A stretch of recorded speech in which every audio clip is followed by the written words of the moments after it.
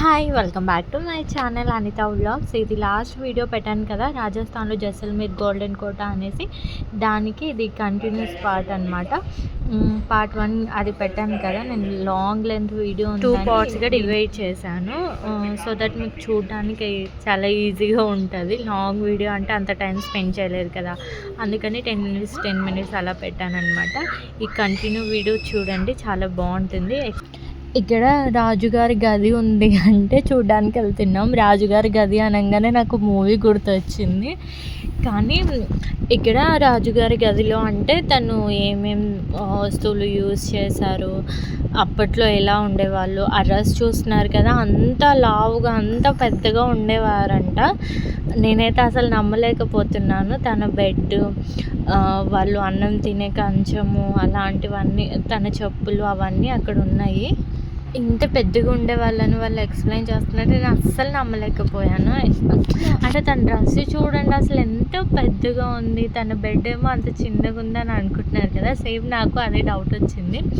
అయితే నేను అడిగాను అనమాట. అప్పుడు యుద్ధాలు జరుగుతూ ఉంటాయి కాబట్టి ఎవరైనా మన మీదకి అటాక్ వచ్చినప్పుడు వెంటనే లెగడానికని వాళ్ళు మోకాళ్ళు ఉండేంత వరకే పడుకునే వాళ్ళంట, కాళ్ళు కింద పెట్టే పడుకునే వాళ్ళంట.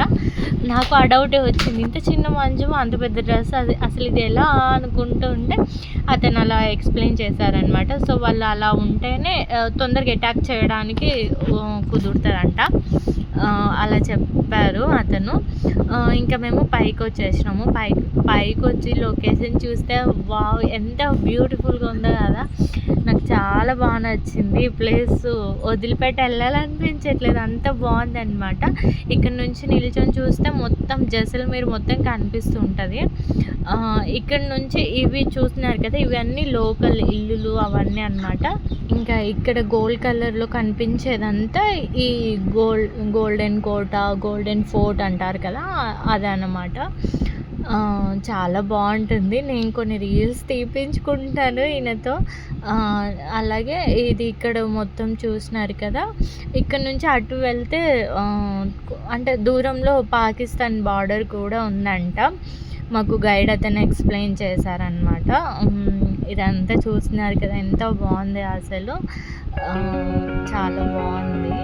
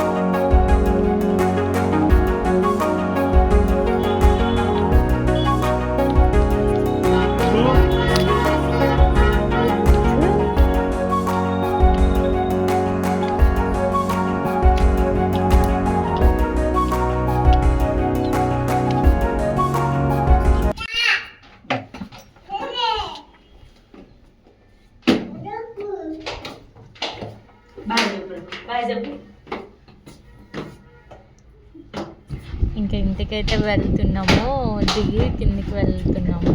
అయితే చాలా అలసిపోయామన్నమాట ఆ రోజు. అదంతా తిరిగి పిల్లలతో, అంటే అందులో వేడి ఎండ ఇదంతా ఉంది కదా.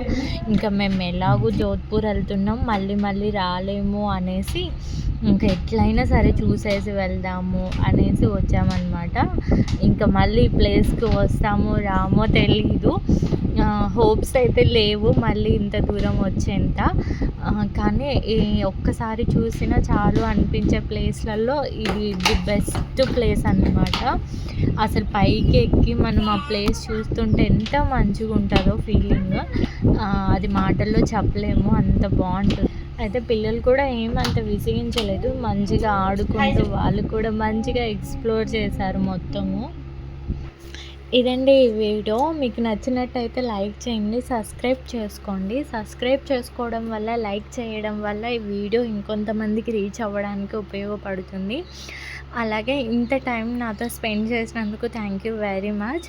అలాగే మీ టైం నేను వేస్ట్ చేయలేదని అనుకుంటున్నాను. ఎందుకంటే ఒక మంచి మన భారతదేశంలోనే ఒక పెద్ద కోటను మీకు చూపించినానని నేను అనుకుంటున్నాను.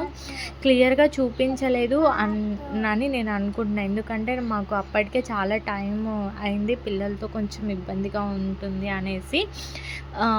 మీకు నచ్చినట్టయితే తప్పకుండా చూడండి, ఫుల్ వీడియో చూడడానికి ట్రై చేయండి. మీరు స్కిప్ చేసి చూడటం వల్ల ఏంటంటే మీరు కన్ఫ్యూజ్ అయిపోతారనమాట.